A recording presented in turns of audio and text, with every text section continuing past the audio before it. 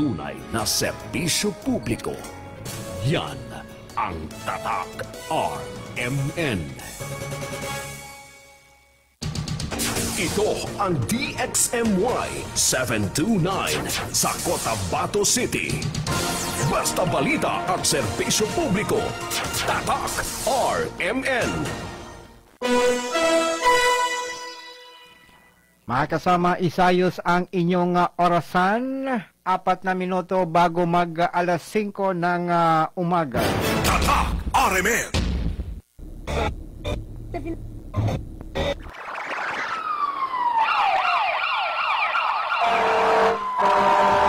Kaganapan sa magdamag, inyo nang malalaman mula sa RMN News Center. Ito ang unang radyo, unang balita.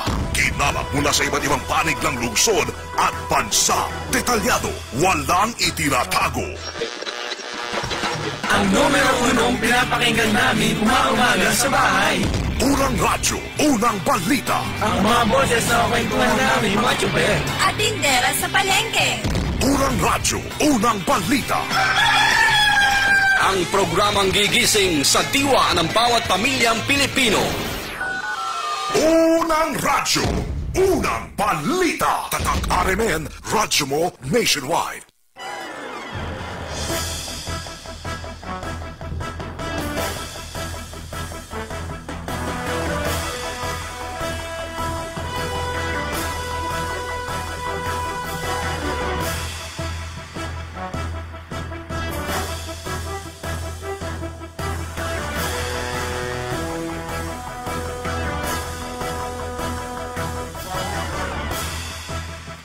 Mga kasama, isa pong napakagandang umaga ng Martes ang aming pong bati sa lahat ng ating mga tagapakinig.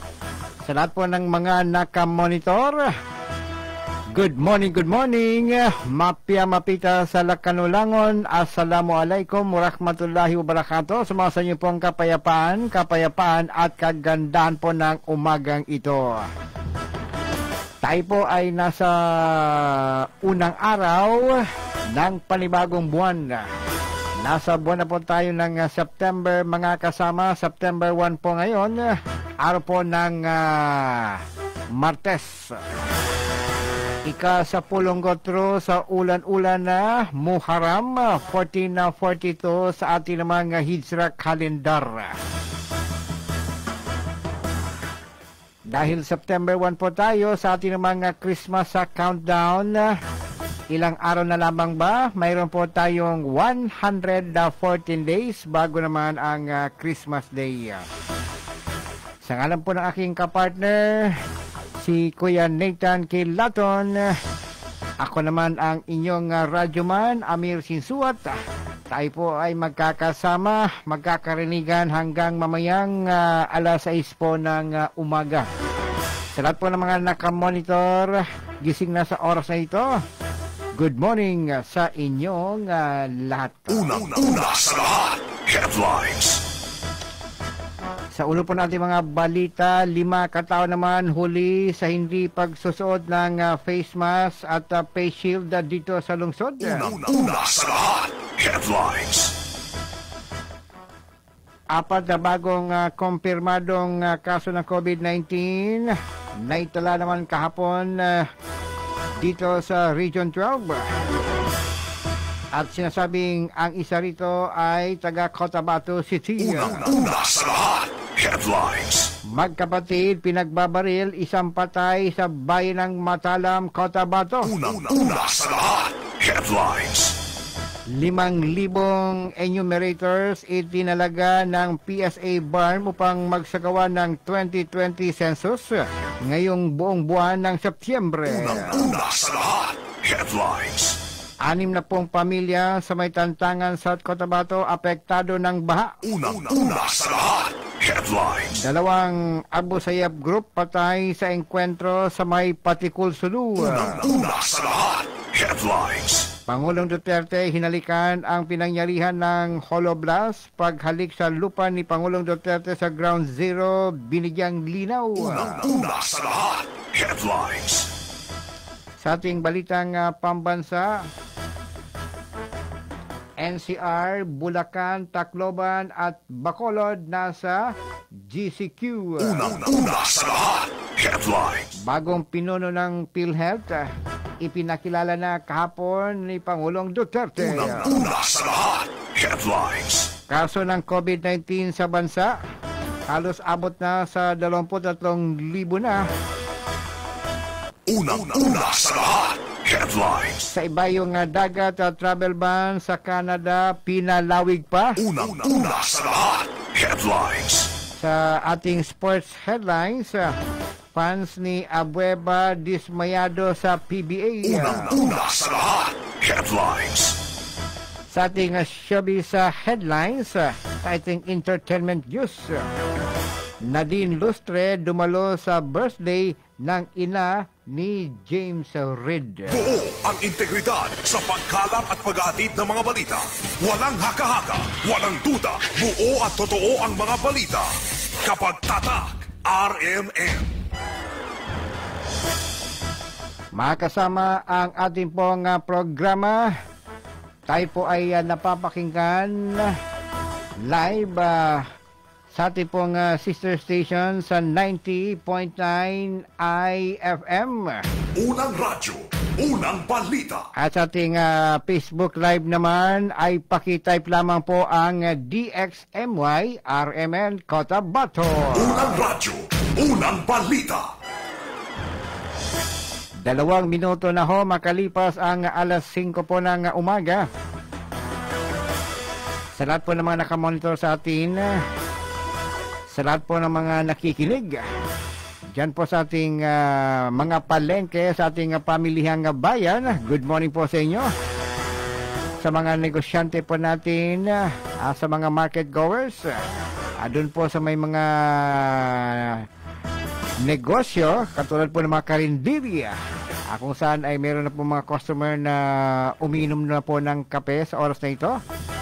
Gamit naman ng Anas Ground na native coffee. Good morning po sa inyong lahat. Unang radyo, unang balita. At ngayon mga kasama, dumako na po tayo sa detalye ng ating mga balita. 4 ang nadagdag sa talaan ng confirmed COVID-19 na cases dito sa Region 12 kahapon, August 31. Sinasabi sa report, 3 sa 4 na bagong kaso ay naitala sa General Santos City at ang isa naman ay dito sa Cotabato City. Ang 2 recoveries kahapon ay naitala naman sa General Santos City at Sultan Kudarat. Sa kasalukuyan, 49 na ang kumpirmadong kaso ng COVID-19 na naitala dito sa Cotabato City. Sa naturang bilang ay 36 ang gumaling na, samantalang 13 naman ang active cases. 447 na o 447 na ang kabuang bilang ng COVID-19 cases sa buong Region 12. Kung saan ang 334 ang gumaling na at 108 naman ang active cases.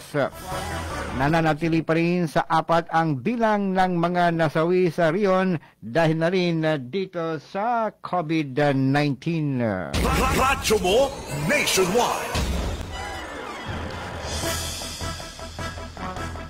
Nagdeklara na ng local transmission ng COVID-19 ang lokal na pamahalaan ng General Santos City. Kaugnay nito ay nababahala ang city government ng General Santos sa pagbaba na ng kanilang healthcare resources para naman sa coronavirus disease 2019 o COVID-19 na patients.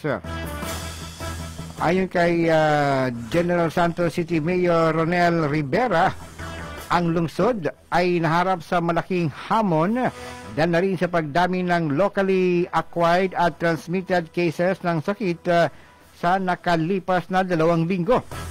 Mayroon na silang COVID-19 local transmission, kaya dapat ay mas lalo pang maging alerto ang mamamayan ng syudad ng General Santos, dagdag pa ng kanilang alkalde. Radyo mo nationwide. Samantala, Sa buong Pilipinas naman, nakapagtala ng dagdag na 3,446 na dagdag na mga kaso ng COVID-19 sa bansa. Ayon sa case bulletin ng Department of Health na inilabas alas 4 ng hapon, kahapon, Lunes po yan, August 31, ay umabot na ngayon sa 220,819 ang total confirmed cases ng COVID-19. Ayon pa sa Department of Health, ang dagdag ng mga kaso ay mula sa resulta ng inilabas ng 97 out of 97 out of 110 operational laboratories sa bansa. Samantala, may naitala ring dagdag na 165 na recoveries. Dahil dito ay 157,562 na ang total number of recoveries na naitala ng kagawaran. Habang may naitala namang 38 pang dagdag na nasawi sa sakit. Sumampa naman sa 3,558 ang bilang ng mga nasawi sa bansa dahil na rin dito sa COVID-19. Radyo mo nationwide. Unang radyo, unang balita. 6 na minuto na makalipas ang alas 5 ng umaga. Tuloy pa rin sa paghatid po ng mga balita. Dumako naman tayo dyan sa may Patikul Sulu. Patay ang 2 miyembro ng Abu Sayyaf matapos makaengkwentro ang 2 tropa ng militar sa bayan ng Patikul Sulu. Ito'y kasunod na rin ng walang tigil na itong pagkasa ng focus operations ng militar matapos ang kambal na pagsabog sa may Holosulu. Ito ay noong nakalipas na linggo. Ayon kay Joint Task Force Sulu Commander Brigadier General William Gonzales, gumagana na ngayon ang lahat ng kanilang military asset para tugisin at papanagutin ang lahat ng mga nasa likod ng pagpapasabog sa may Holosulu. Radyo mo nationwide. Unang radyo, unang balita. Samantala makasama sa ating balitang pambansa naman, kung saan ay mananatili sa General Community Quarantine, GCQ, ang Metro Manila simula ngayong araw nito hanggang sa September 30. Ito mismo ang siyang inanunsyo ni Pangulong Rodrigo Duterte base na rin sa rekomendasyon ng Interagency Task Force on Emerging Infectious Diseases. Kabilang na nasa ilalim ng GCQ ang mga probinsya ng Bulacan, Batangas at lungsod ng Tacloban at Bacolod, habang nasa Modified Enhanced Community Quarantine or MECQ sa Iligan City, at ang natitirang bahagi ng bansa ay mananatili sa Modified General Community Quarantine o itong MGCQ. Radyo mo nationwide. Unang radyo, unang balita.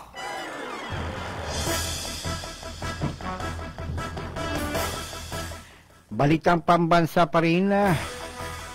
Nilinaw naman ni Pangulong Rodrigo Duterte na wala siyang kasalanan kaya't ginawa niya ang pagluhod at paghalik sa lupa sa ginawa niyang pagbisita sa Ground Zero ng Holosulu noong gabi ng linggo. Sa nasabing lugar nangyari ang twin bombing kamakailan. Ang paliwanag pa ng Pangulo sa kanyang naging mensahe sa naging pagbisita niya sa nasabing lugar ay dahil yun ang nakasaad daw sa Biblia. Mayroon anyang oras ng pagtatanim at oras ng pag-ani, oras ng pagtatayo at oras ng pagguho, oras ng kalungkutan at oras ng kasiyahan, oras ng walang pag-uusap, subalit darating ang panahon na mag-usap sa ayaw mo sa hindi. Ay darating anyo ito dahil na rin sa kagustuhan ng Diyos o ni Allah. Radyo mo nationwide. Buo ang integridad sa pagkalap at paghatid ng mga balita. Walang haka-haka, walang duda, buo at totoo ang mga balita. Kapag tatak, RMN.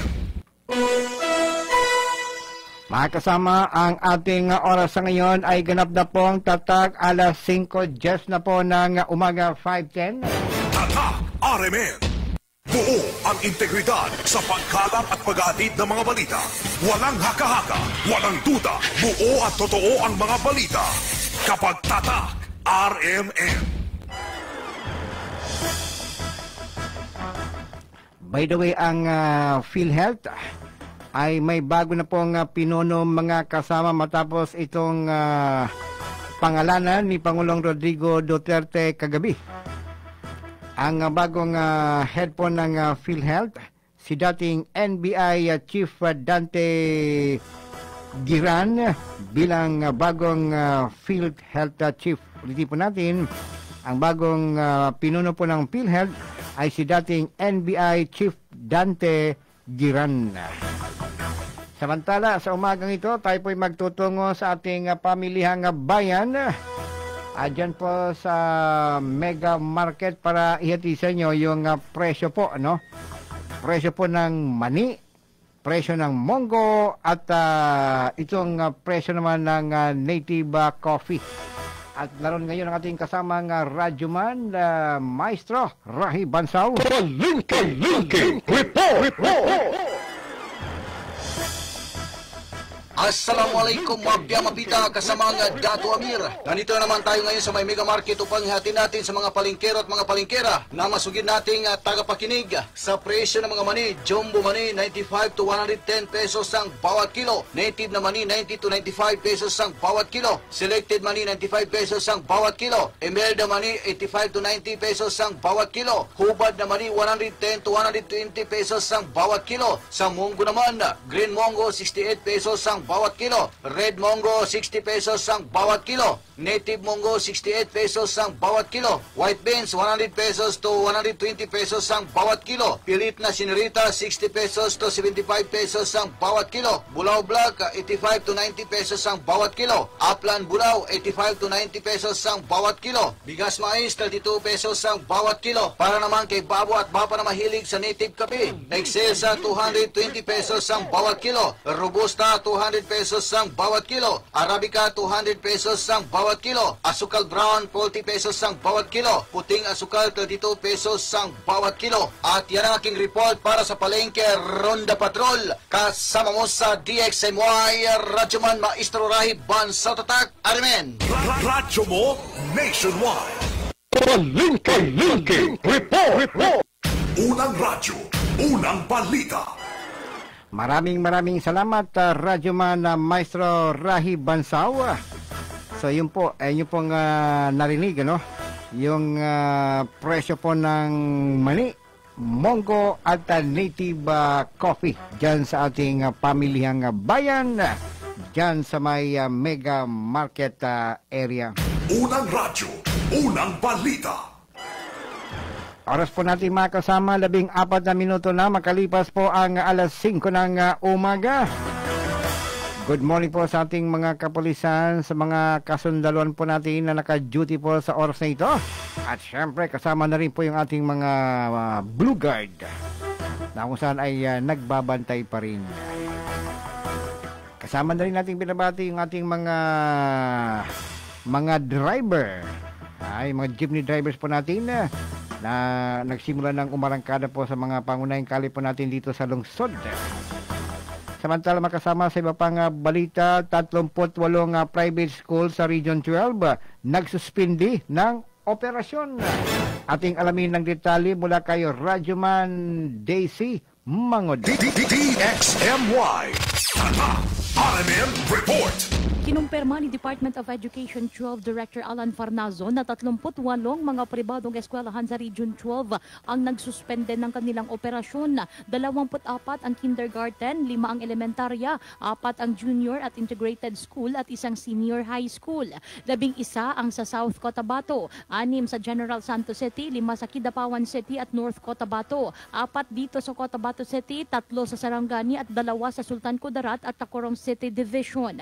Ayon kay Farnazo, dahil sa mababang enrollees o kawalan ng mga nag-enroll ay pansamantalang inihinto ng naturang private schools ang kanilang operasyon. Epektuan niya ito ng COVID-19 pandemic. Nilinaw naman ni Farnazo na tuloy pa rin ang operasyon ng 538 o 96.05% ng mga pribadong paaralan sa Region 12 ngayong taong pampaaralan. Kasama mo sa DXMY Cotabato, Radio Monday si Mangud, Tatak, RMN. Radyo mo nationwide. Tatak RMN. Samantala makasama sa iba pang panig natin mga balita. Diyan po sa North Cotabato, magkapatid, pinagbabaril, isang patay sa bayan ng Matalam, North Cotabato. Ang detalye, ihatid sa atin ating kasamang radyoman na Romy Baron. DXMY. RMN Report. Patay ang isang mambubuti sa pamamaril sa isang barangay sa bayan ng Matalam, North Cotabato kahapon. Ayon sa Matalam PNP, kinilala mga biktima na sina Kenneth Labasan at Glenn Labasan pang magkakapatid. Napuruhan si Kenneth sani ng agarang kamatayan ngunit na isugod pa sa pagamutan si Glenn. Ito ay mga residente ng barangay Malanduagi, Kabakan, North Cotabato. Saktong alas 12 ng tanghali kahapon nangyari ang pananambang. Sa ngayon, patuloy pa ang ginagawang investigasyon ng Matalam PNP sa nasabing insidente. At yan ang report, ako yung Radyoman Romy Baron sa DXMY Tatak RMN. Radyo mo nationwide. Tatak RMN.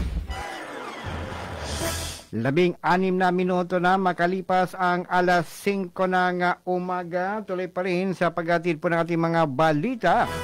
106 founding anniversary ng North Cotabato. Ngayong araw na ito, kakaiba mo no sa nakalipas sa mga selebrasyon. Detalye ng balita, ihatid sa atin ang ating kasamang radyoman na Jesse Ali. DXMY. Tatak RMN Report. Yes, sinabi kahapon ni Governor Nancy Alaan Catamco na ang selebrasyon ng ika-106 founding anniversaryo ng lalawigan ng Cotabato ngayong araw na ito ay kakaiba sa lahat ng nagdaan pagdiriwang ng anibersaryo ng lalawigan. Isang mass celebration ang gaganapin sa Capitol Rooftop at susundan ng talumpati na ihahatid ni Governor Nancy Catamco at mapapakinggan sa lahat ng radio station sa North Cotabato. Pangunahing siri ng aktibidad ay nagsagawa ng symbolic planting ng 106 puno ng mga prutas at gulay bilang hudyat ng simula ng proyekto ng lalawigan. Ang selebrasyon ng founding anniversary ay naging kakaiba ngayon dahil naglunsad ng programa ang gobernadora na kaugnay sa kampanya laban sa COVID-19. Naniniwala ang gobernadora na ang pagsulong ng produktong pagkain tulad ng chips, wines, candies ay makakatulong ng malaki sa ekonomiya. Magiging bahagi din ito sa paghahanda ng pagbubukas ng airport sa taong 2021. Malaki ang paniniwala ni Gov Catamco na malalampasan ng mga mamamayan ng lalawigan ng Cotabato ang crisis na dulot ng pandemyang COVID-19 at magiging masaya na ang susunod na selebrasyon ng lalawigan ng Cotabato. At yan ang report, kasama mo sa DXMY Cotabato, Radyoman Jess Ali, Tatak, RMN. Radyo mo nationwide. Samantala makasama sa iba pang panig ng ating mga balita, isang floating cadaver naman.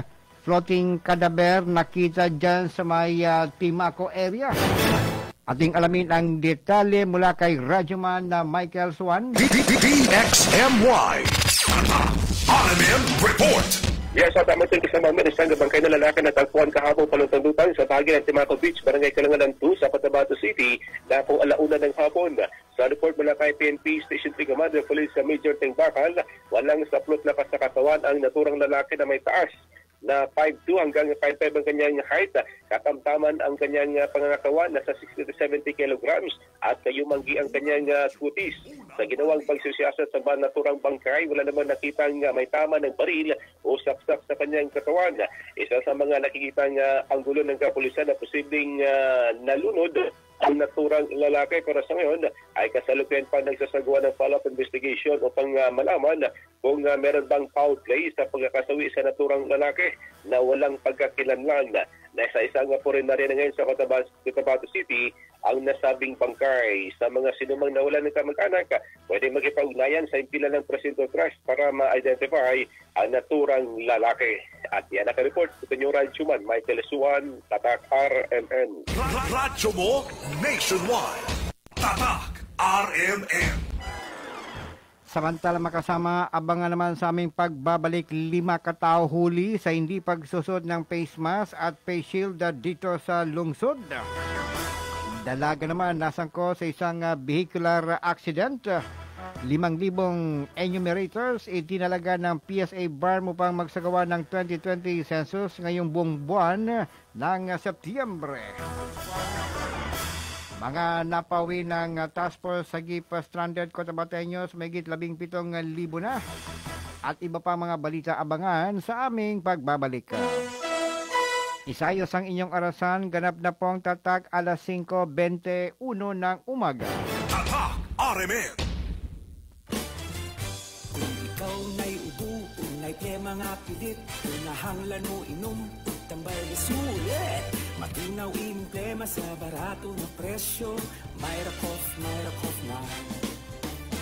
Myra Cough, sulit ang Myra Cough, maayos ang Myra Cough. Sulit sa ubong naiplemang pilit, Myra Cough, 450 lang SRP. Trusted quality healthcare. Unilabian, ambroxol hydrochloride is the generic name of Myra Cough. If symptoms persist, consult your doctor. Payong pangkalusugan laban sa COVID-19.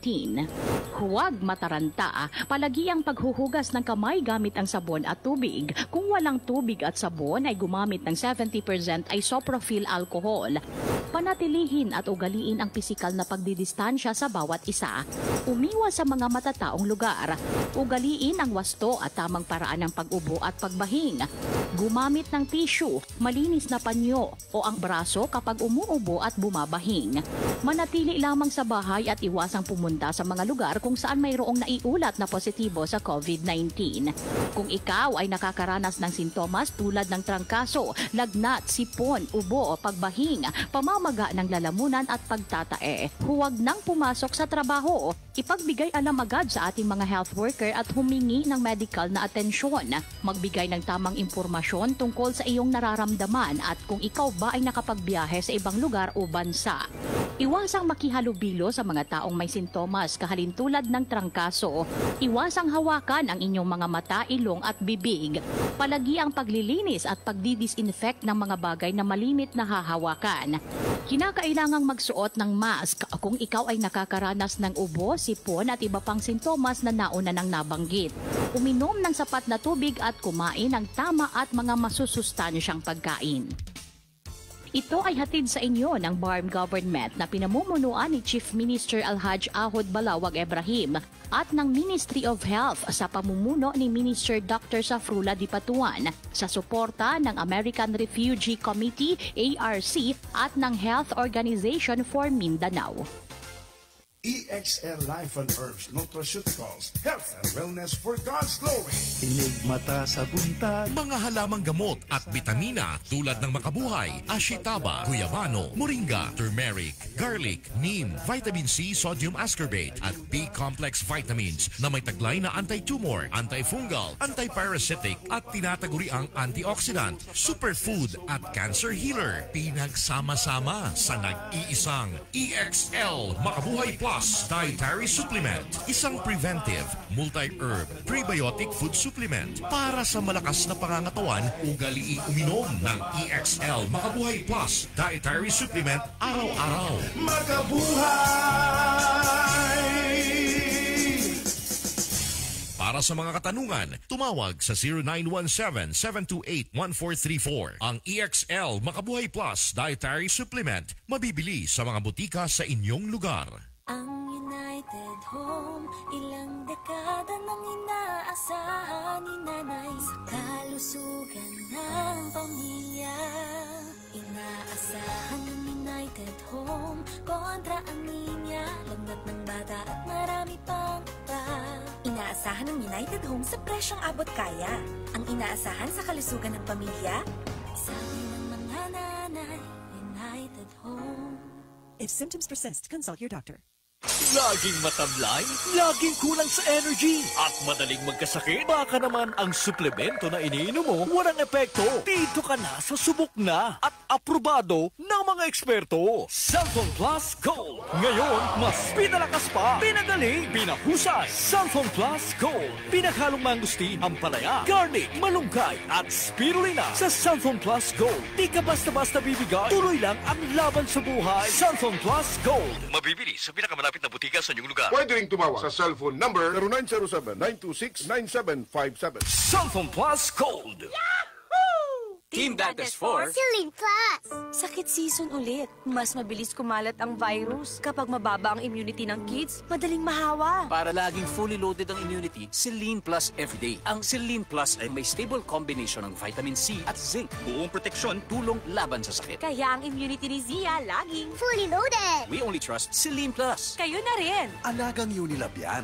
Ascorbic acid plus zinc is the generic name of Celine Plus. If symptoms persist, consult your doctor. Help strengthen your child's immunity today. Para sa damit na ka-bloom sa bango, subukan ang Charm Fabric Conditioner. Charm Fatcon, bangong kumaga-bloom. Charm Fatcon, damit ay may bango ng salibong bulaklak. Charm Fabric Conditioner with Stay Fresh Technology.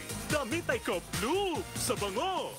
Charm Fatcon, bangong kumaga-bloom. Charm Fatcon, damit ay may bango ng salibong bulaklak. Charm Fabric Conditioner. Manufactured by ACS Manufacturing Corporation. ISO certified. World-class quality. ACS. Bay, tabangig protekta ang imong panglawas batok sa sakit. Pag MaxFit na ay vitamin C, zinc, ginseng at royal jelly. Istorya ta sa Facebook sa MaxFit. Unilab yan. Multivitamins, minerals, ginseng, and royal jelly is the generic name of MaxFit. If symptoms persist, consult your doctor. Kung kailangang lumabas ng bahay, sundin ang tamang oras at araw ng paglabas ng bahay para makaiwas sa dami ng tao at makaiwas makakuha ng virus. Isang paalala mula sa ACS Manufacturing, maker of Shield Bath Soap. Team Dantes for Celine Plus. Sakit season ulit. Mas mabilis kumalat ang virus. Kapag mababa ang immunity ng kids, madaling mahawa. Para laging fully loaded ang immunity, Celine Plus Everyday. Ang Celine Plus ay may stable combination ng vitamin C at zinc. Buong proteksyon, tulong laban sa sakit. Kaya ang immunity ni Zia laging fully loaded. We only trust Celine Plus. Kayo na rin. Alagang Unilab yan. Ascorbic acid plus zinc is the generic name of Celine Plus. If symptoms persist, consult your doctor. Help strengthen your child's immunity today. 24 hours of germ protection. Shield Bath Soap. Shield Bath Soap. 24 hours of germ protection. Shield Bath Soap. Shield Bath Soap. Protektahan ang kalusugan ng pamilya. Mag-Shield Bath Soap regularly. Kills 99.9% ng germs at recommended pa ng Philippine Nurses Association. Shield Bath Soap. Shield Bath Soap. Shield. Galit sa sakit, may malasakit. Shield Bath Soap. Manufactured by ACS Manufacturing Corporation. ISO certified. World-class quality. ACS. Pagkananay ka di lalim, timok adlaw ka trabaho. Lamaplan siya silhig, luto kapoy, kapoy, kapoy, nako. Para nimo, Menthol Soothe. May lavender essential oils. Dermatologically tested pa. Kada pahid, makahupay sa kakapoy. Menthol Soothe. Aron hayahay sa kakapoy. Menthol Soothe. Alagang Unilab yan.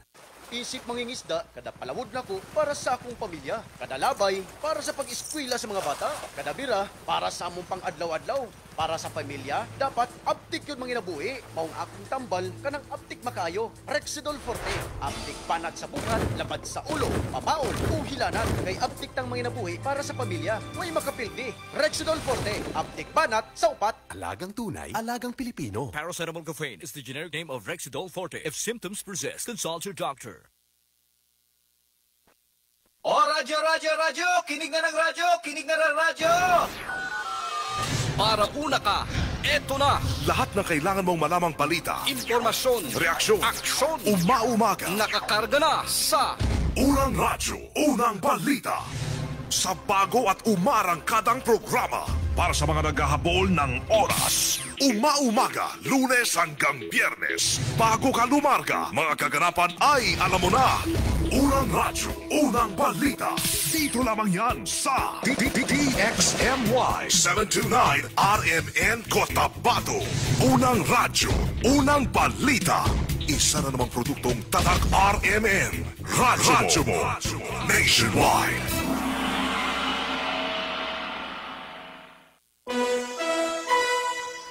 Mga kasama, isaayos ang inyong orasan. Paki-check po ang inyong mga relo dyan, ang inyong wall clock dahil malaga po yung ating oras.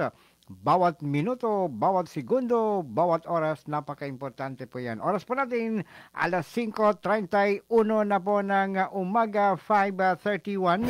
Tatak RMN. At ang oras na ito ay inihatid po sa atin ng Santon Plus Gold. Ang pinakamalakas na antioxidant ay andito na. Santon Plus Gold Support Health, FDA approved.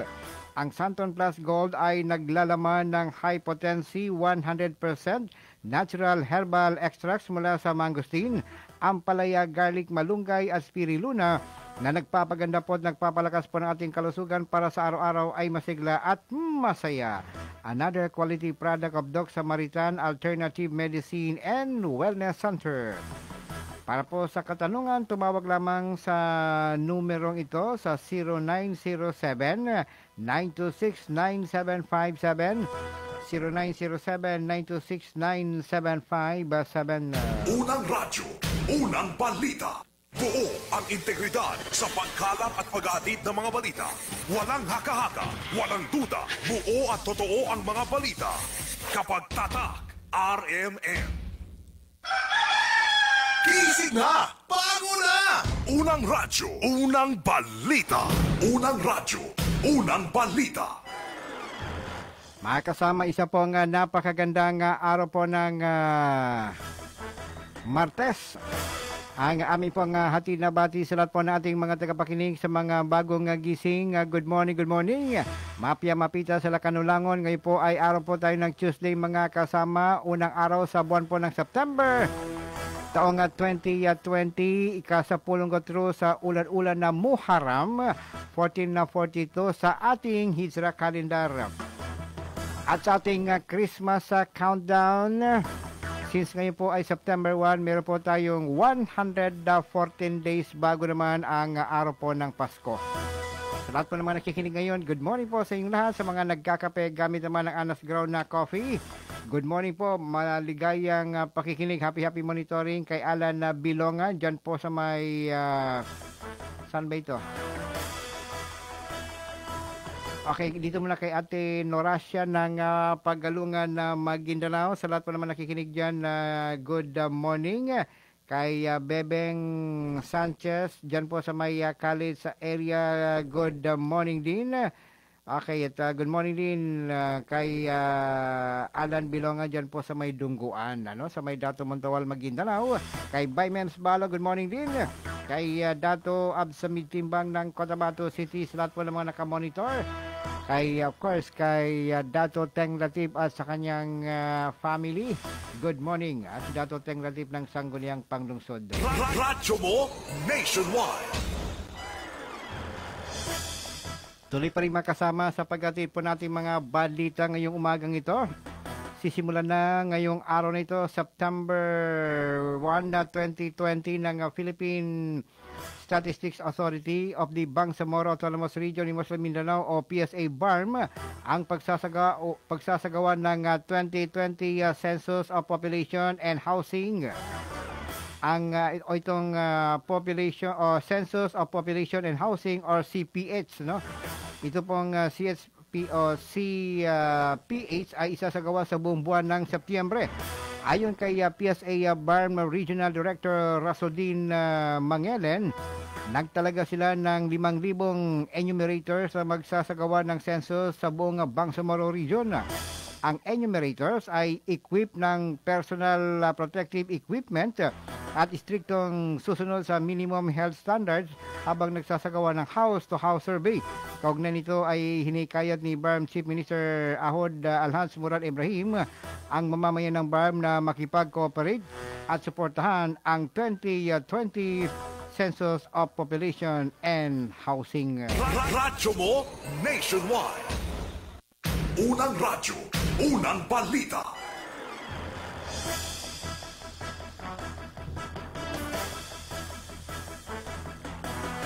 Samantala mga kasama, anumang araw mula ngayon ay matatanggap na rin ng ikalawang batch ng mga mangingisda at magsasaka sa BARM ang kanilang emergency loan assistance mula sa Bangsamoro Government, Ministry of Agriculture, Fisheries and Agrarian Reform, Agriculture Credit Policy Council o itong MAFAR ACPC. Noong Biyernes kasi ay natanggap na ng unang batch ng mga magsasaka, mangingisda at micro and small enterprises sa Maguindanao ang kanilang emergency loan assistance. Pinangunahan naman ni MAFAR Minister Dr. Muhammad Yacob ang pag-release ng nasabing loan. Ang loan assistance na nagkakalaga ng 25,000 pesos ay babayaran sa loob ng 10 taon at ito ay walang tubo. Radyo mo nationwide. Unang radyo, unang balita. Sa iba pang balita, mas pinapatatag pa ng Ministry of Basic Higher and Technical Education or MBSCE itong abot kaalaman sa Pamilyang Bangsamoro Program o ACA-BM. Ang MBSCE sa suporta ng Australian Government sa pamamagitan ng Education Pathways to Peace Program at ng Consortium for Bangsamoro Civil Society ay nagsagawa ng stakeholders convergence meeting para sa ACA-BM. Layunin ng pulong na makapag-establish ng convergence ng line agencies at partner organizations upang pagtungmain ang mga hakbang, framework o structure kung paano mapunan ang gaps o itong magpatupad ng mga programa, maiwasan ang redundancy para naman sa ACAP program. Radyo mo nationwide. Unang radyo, unang balita. Mga kasama, oras po natin ganap ng tatag alas 5:36 po ng umaga. Tuloy pa rin mga kasama sa paghatid po natin mga balita. Ito po, isang guro sa Maguindanao, kalaboso sa PDEA BARM matapos ikasa ang drug bypass operation kagabi sa lungsod. Ating alamin ang detalye mula kay Radyoman na Maestro Rahi Bansao. DXMY RMN Report. Isang grade 6 teacher o guro ang sa isang bayan sa probinsya ng Maguindanao ang nahulog sa kamay ng mga otoridad matapos ikasa ang drug bypass operation sa lungsod ng Cotabato kagabi ng hating gabi sa pangunguna ni Agent Anthony Neve ng PDEA BARM. Katuwang ang Maguindanao Provincial Police Office at Cotabato City Police Office. Habang ang asawa nito ay nakatakas, kinilala ni Agent Anthony ang naturang suspect na guro na si Ma'am Noralyn Mashoud Samud alias Blanco. Nakilala naman ang kanyang asawa na si Jaime Gamad Manampan alias Castro na recover mula sa guro ang more or less 6 grams na pinaniwalaang shabu na nagkakahalaga ng 40,800 pesos. At bypass money na siyang ginamit sa transaksyon. Sa ngayon ay himas rehas na sa custodial facility ng PDEA BARM at narap ito sa kasong violation of Republic Act 9165 or Comprehensive Dangerous Drug Act of 2002. At yan ang aking report kasama mo sa DXMY Radyoman Maestro Rahi Bansao Tatak RMN. Radyo mo nationwide. Tatak RMN. Alas 5:41 na po ng umaga. O isa pang pagtutuwid, alas 5:38 ng umaga, 5:38. Samantala, sa iba pang balita, MSSD BARM nag-abot ng relief assistance sa mga biktima ng kambal na pagsabog naman sa may Holosulu.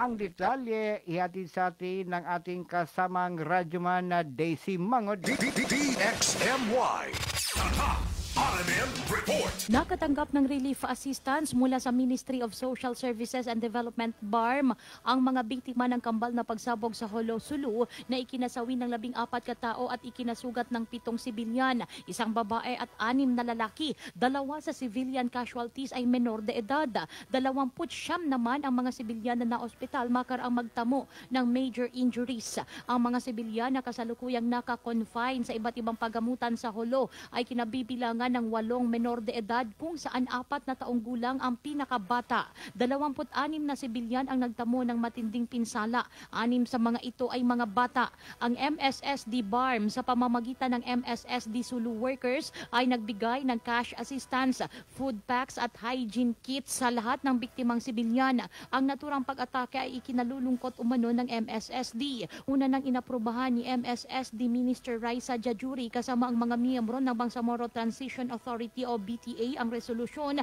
na mariing kumukondena sa kambal na pagsabog sa Holo. Kasama mo sa DXMY Cotabato Radio Monday si Mangwood Tatak, RMN. Radyo mo nationwide. Unang radyo, unang balita. Mga napauwi ng task force sa Gift Stranded Cotabateños, mahigit 17,000 na. Ang detalye, ihati naman ni Radyoman na Romy Baron. DXMY. RMN Report.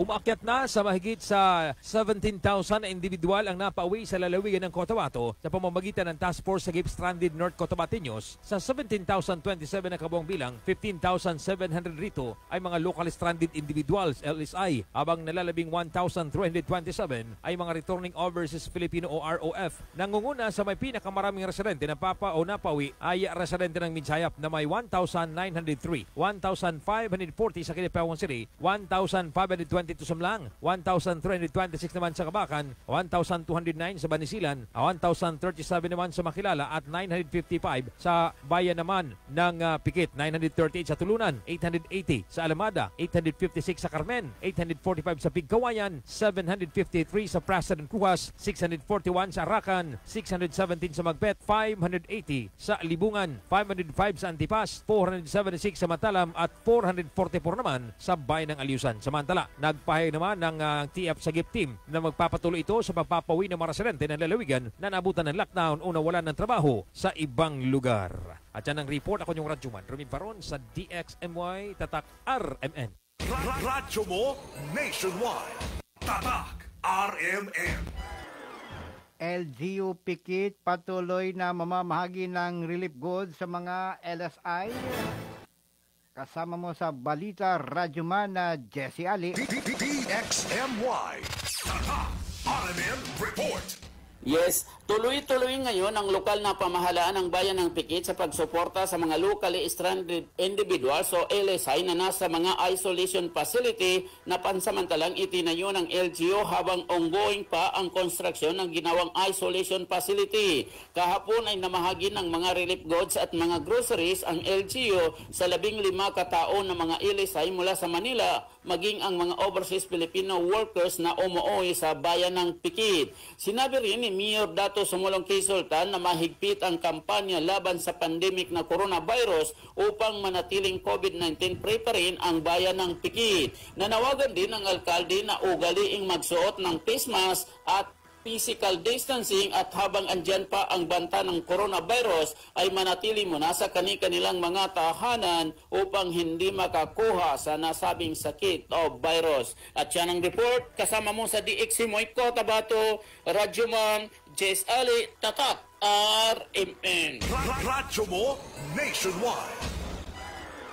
Samantala mga kasama, 5 katao naman huli sa hindi pagsusuot ng face mask at ng face shield.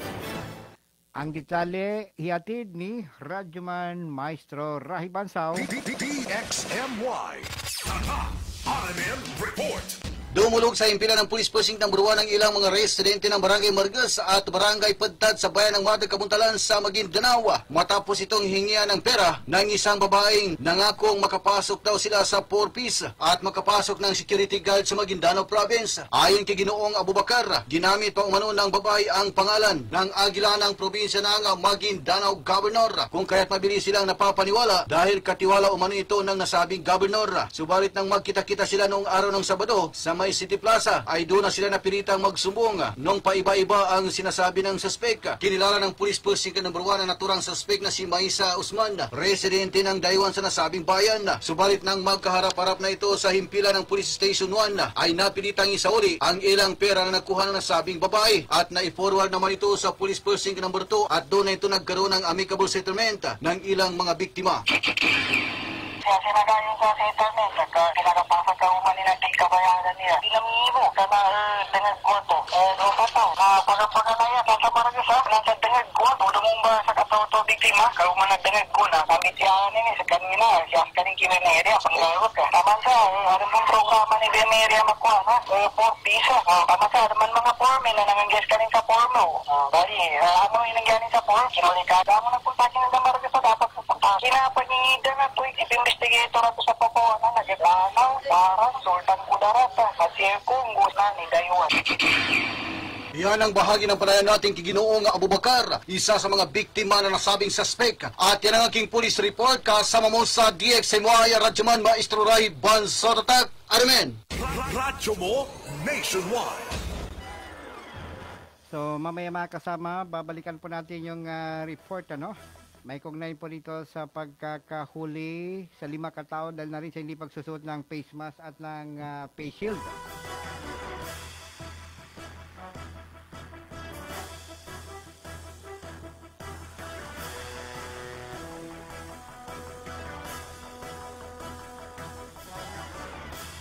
Samantala mga kasama, abangan naman sa aming pagbabalik. Kauna-unahang LGU Run Drug Testing Laboratory sa buong Region 12 binuksan na sa Kidapawan City. Dalaga na sangkot naman sa vehicular accident at yung pong pagkakauli naman sa 5 katao dahil na rin sa hindi pagsusuot ng face mask at ng face shield. At sa ating showbiz balita, etong si Nadine Lustre dumalo sa birthday ng ina ni James Reid. Ang detalye po ng mga balita abangan sa aming pagbabalik. Isayos ang inyong orasan ganap ng tatag alas 5:47 ng umaga. Tatak RMN. Pagkananay kay di lalim, tibok adlaw ka trabaho. Langaplan siya silhig luto, kapoy, kapoy, kapoy, nako. Para nimo, Menthos Soothe. May lavender essential oils. Dermatologically tested pa. Kada pahid, makahupay sa kakapoy. Menthos Soothe. Aron hayahay sa kakapoy. Menthos Soothe. Alagang Unilab yan. EXL Life and Herbs Nutraceuticals. Health and wellness for God's glory. Inig mata sa buntag. Mga halamang gamot at bitamina tulad ng makabuhay, ashitaba, guyabano, moringa, turmeric, garlic, neem, vitamin C, sodium ascorbate at B-complex vitamins na may taglay na anti-tumor, antifungal, anti-parasitic at tinataguriang antioxidant, superfood at cancer healer. Pinagsama-sama sa nag-iisang EXL Makabuhay Plus Dietary Supplement. Isang preventive, multi-herb, prebiotic food supplement para sa malakas na pangangatawan. Ugali uminom ng EXL Makabuhay Plus Dietary Supplement araw-araw. Makabuhay! Para sa mga katanungan, tumawag sa 0917-728-1434. Ang EXL Makabuhay Plus Dietary Supplement mabibili sa mga butika sa inyong lugar. Para sa damit na ka-bloom sa bango, subukan ang Charm Fabric Conditioner. Charm Fat-Con, bangong kumaka-bloom. Charm Fat-Con, damit ay may bango ng salibong bulaklak. Charm Fabric Conditioner with Stay Fresh Technology. Damit ay ka-bloom sa bango. Charm Fat-Con, bangong kumaka-bloom. Charm Fat-Con, damit ay may bango ng conditioner. Manufactured by ACS Manufacturing Corporation. ISO certified. World-class quality. ACS. Ang United Home, ilang dekada nang inaasahan ni nanay sa kalusugan ng pamilya. Inaasahan ng United Home kontra anemia, lagnat ng bata at marami pang iba. Inaasahan ng United Home sa presyong abot kaya. Ang inaasahan sa kalusugan ng pamilya, sabi ng mga nanay, United Home. If symptoms persist, consult your doctor. Team Dantes for Celine Plus!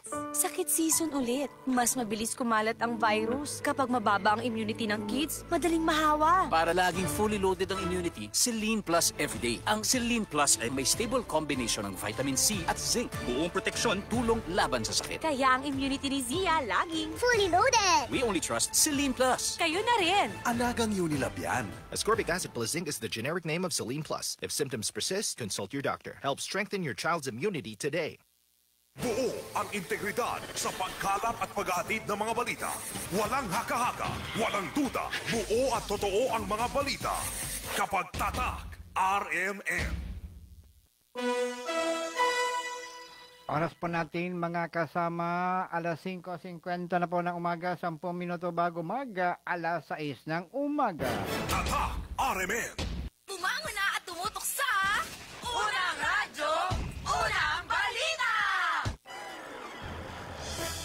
Doon po sa may mga pasok ng maaga, dapat sa mga oras na ito, kayo po gising na.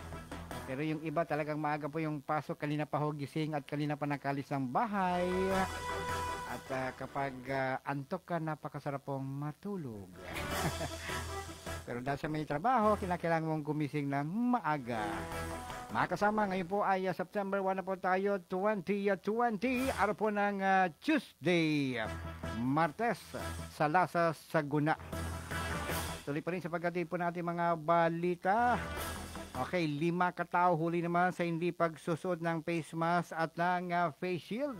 Sa detalye si Radyoman, Maestro Rahi Bansao. DXMY.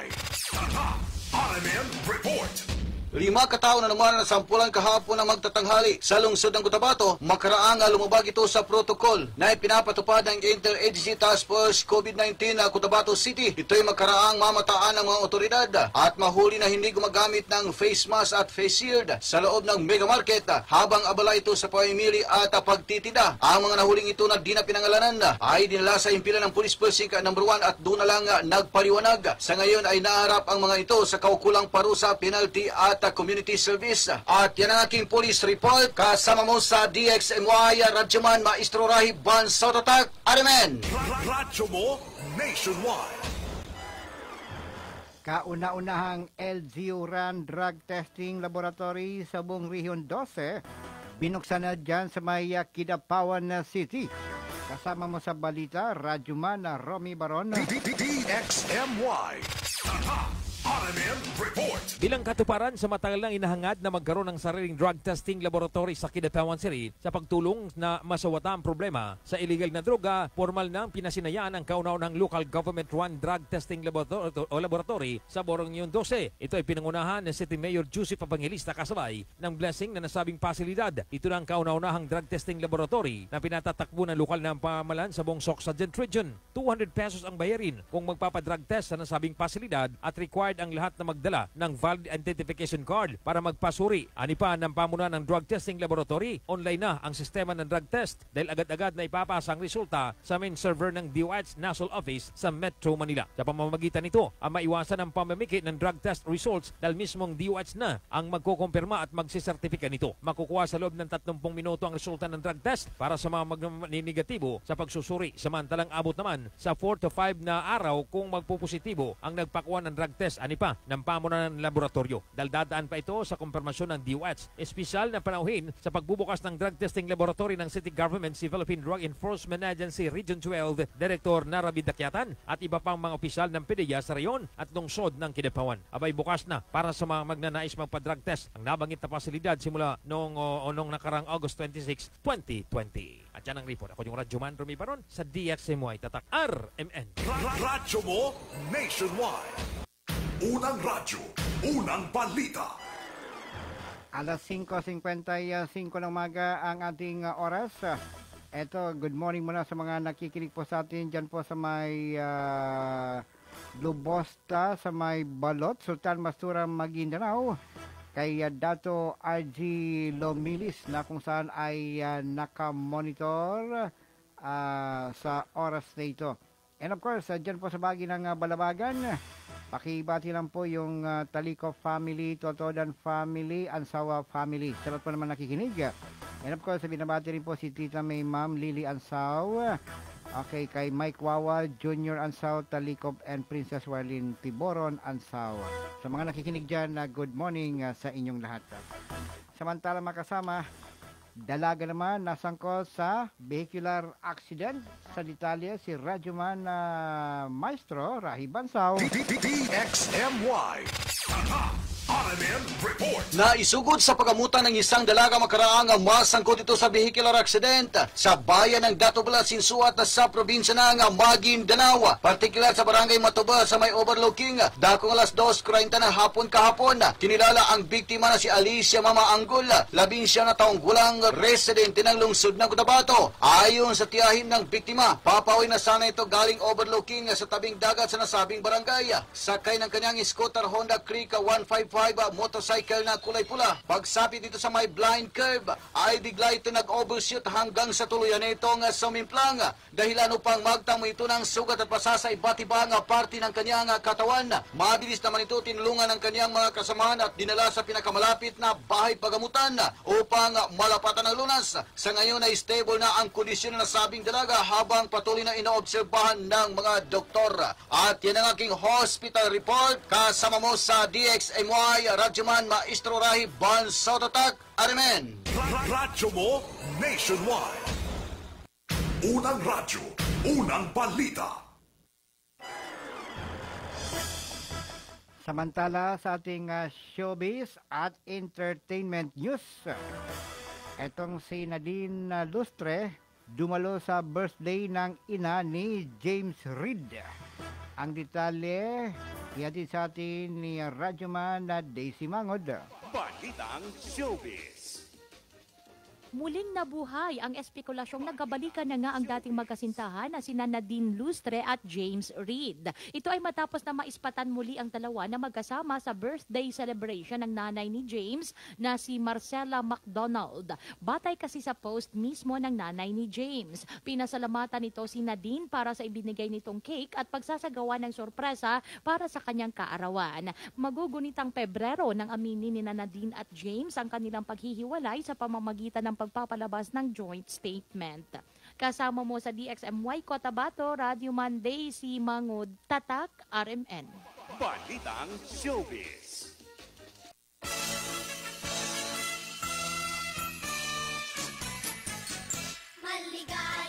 Sa mga nagdiriwang po ng kanilang kaarawan, ngayon po ay September 1.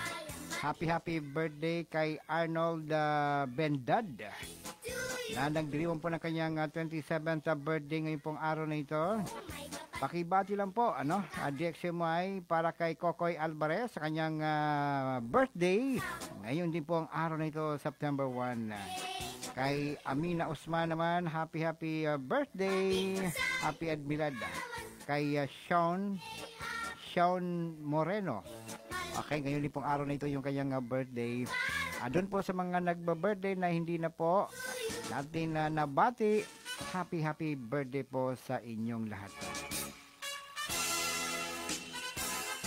Balita sa Imbayong Daga, Imbayong Daga. Pinalawig pa ng Canada ang travel ban hanggang katapusan ng Setyembre upang maiwasan ang pagkalat ng coronavirus disease 2019 o COVID-19. Sa anunsyo ni Public Safety Minister Bill Blair sa Twitter, ang mga permanenteng residente na magbabalik ay kailangang sumailalim sa strict quarantine measure. Ang lahat naman ng maglalakbay ay kailangan ding dumaan sa mandatory na 14-day quarantine sa kanilang pagdating.